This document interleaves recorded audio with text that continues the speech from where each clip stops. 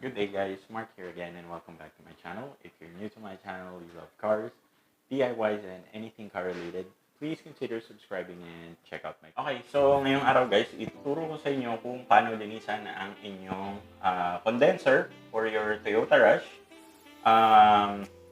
Para dun sa mga walang or hindi malinisan yung condenser. So yung condenser guys is yan basically yung cooling system ng AC system nyo. So sa dito, ito guys yung condenser. Yan.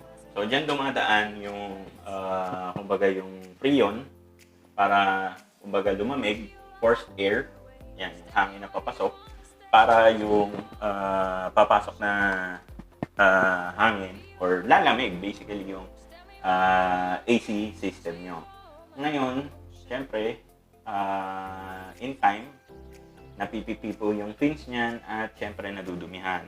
So, pag nadumihan yan, hindi na magiging efficient yung inyong AC system. Medyo hihina na po yan sa paglamig. So, bukod doon sa paglinis ng evaporator, of course, importante po na linisan din yung condenser. So, how?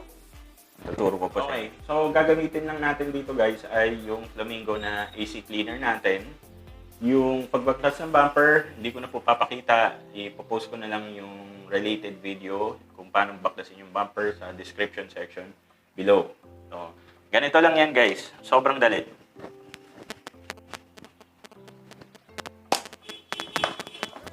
So, using our Flamingo no rinse AC cleaner. Point and shoot lang to guys. So, ganito.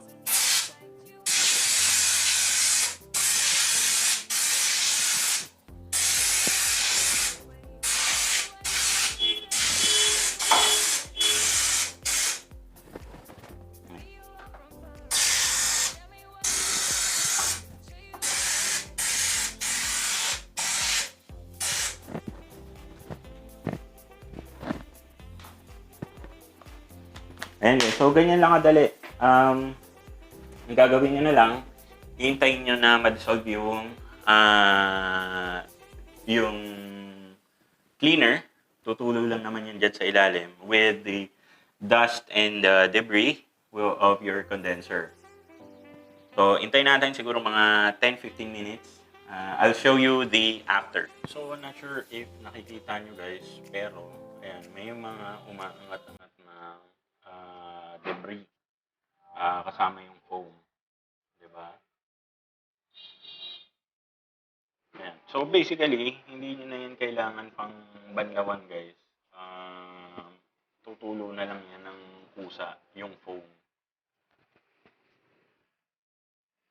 Tapos yan, yung mga tumalsik-talsik, punasan nyo na lang. Wala namang problem dyan.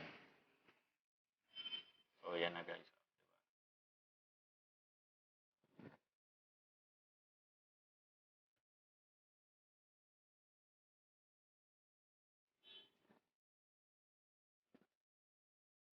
So mga paps, malapit na maubos.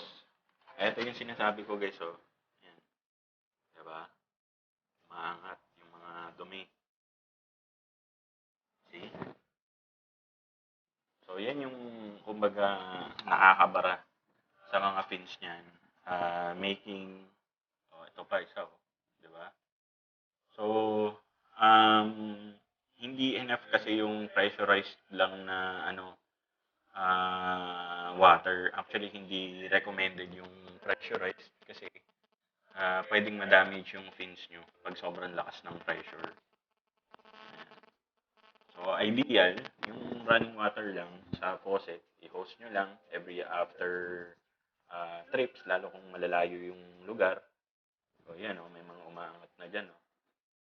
So, para lang lumambot yung mga debris dyan, then saka nyo badlaw. And that's it for me today guys.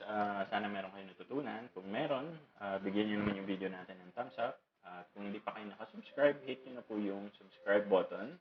And also guys, kung kailangan nyo po ng parts, accessories ng inyong sasakyan, link po sa ating Shopee store. Lalagay ko na rin po sa description section below. So again, Mark nga pala ulit. Thank you so much for joining me today and hope to see you guys on our next video.